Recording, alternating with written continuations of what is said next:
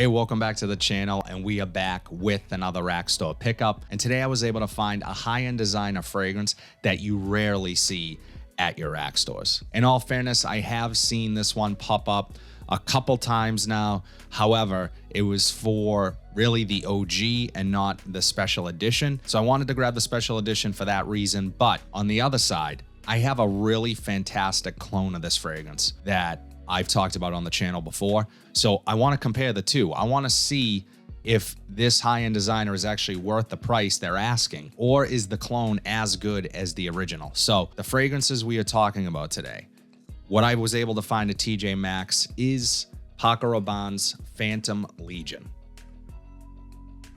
So, and this I paid $70 for the 100 ml, which is a fantastic price for a bottle this size. Probably not going to find it cheaper than that.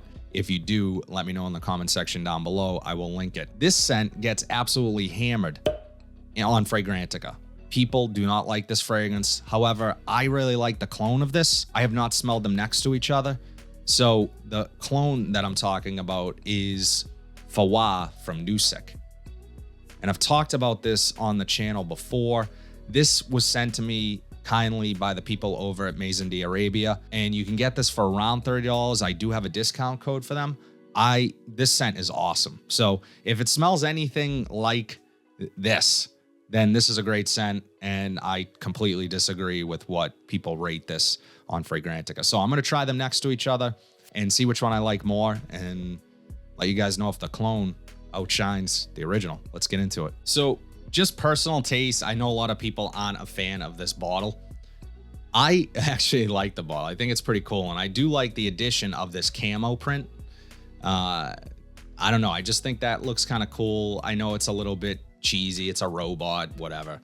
I don't have as much of a problem with the presentation as some people do. I tend to think that that is part of the reason why it has a lower rating. Not only that, this is a special edition, and my understanding of it is that this is not a departure from the OG Phantom. So it's the same notes, smells the same, it's just in different packaging. So let's take a look at the atomizer. Pretty good atomizer, not gonna lie. It puts out a lot of juice. So I'm gonna put this on one hand, and I'm gonna put the Nusik on the other. But in the air already, it smells great. And it smells familiar. It's reminding me of this.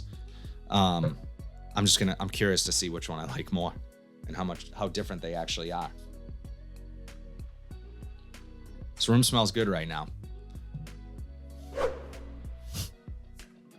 Okay.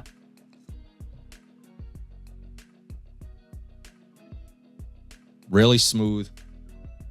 That patchouli, the lemon here, it's zesty, it's bright, it's earthy. I love this. This is a unique fragrance, and I think that is the other reason why it gets lower ratings, is because it doesn't smell like everything else.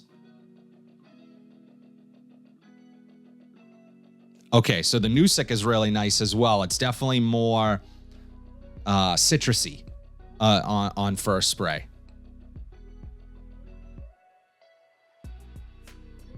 I'm not shocked by this. The Phantom smells more designer. It smells more like you went and bought this at the mall. The Nusik doesn't have that element. It just doesn't. It's hard to explain. The Nusik is actually a Fawa is the name of the fragrance. Fawa is actually a Middle Eastern fragrance.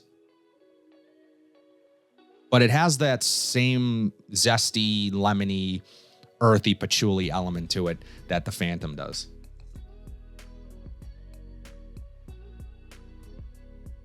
I would say the Phantom is a little less bright. It's not as sparkly as the Fawa is.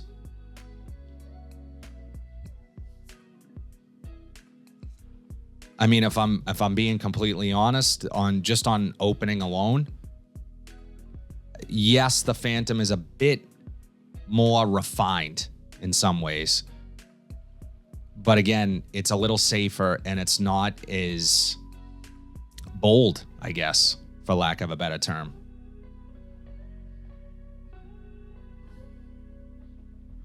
The other thing that really stands out here is that clean lavender smell. One thing I will say is there's a $30 difference between what I paid for the Phantom and the Foie, and there is no difference in quality here.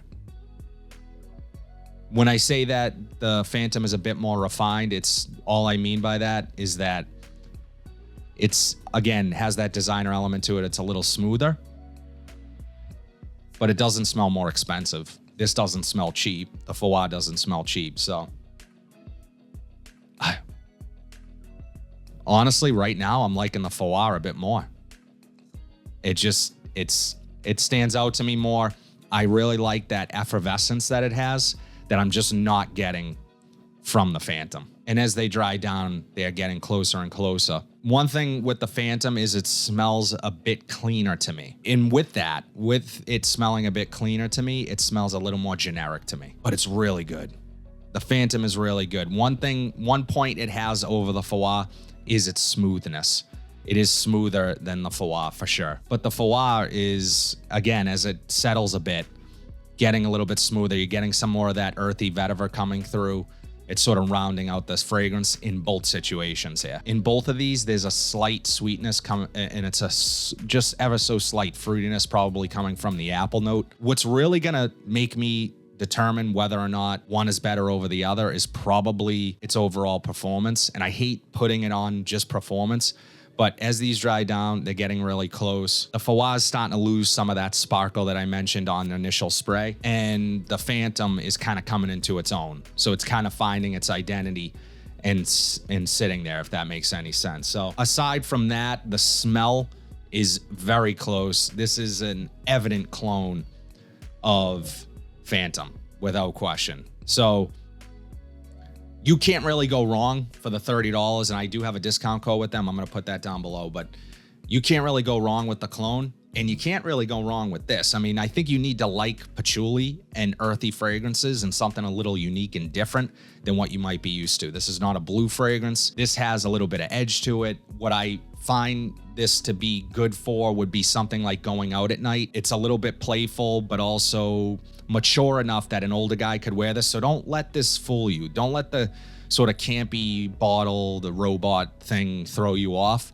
This is a dynamic, interesting, complex fragrance that I think it's overlooked, to be quite honest. I think this is an overlooked scent, DNA. It's different, it's unique, and it's a departure from what you might be used to smelling at your department store, your Dior Sauvages, your Bleu de Chanels. It's not that.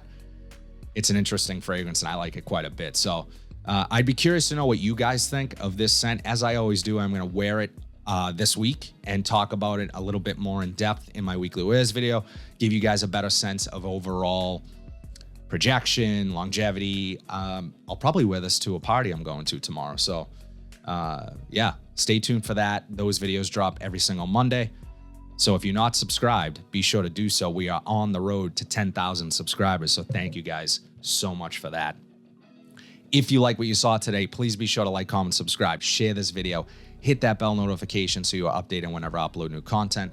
But until then, have a fantastic day, and I'll see you in the next video.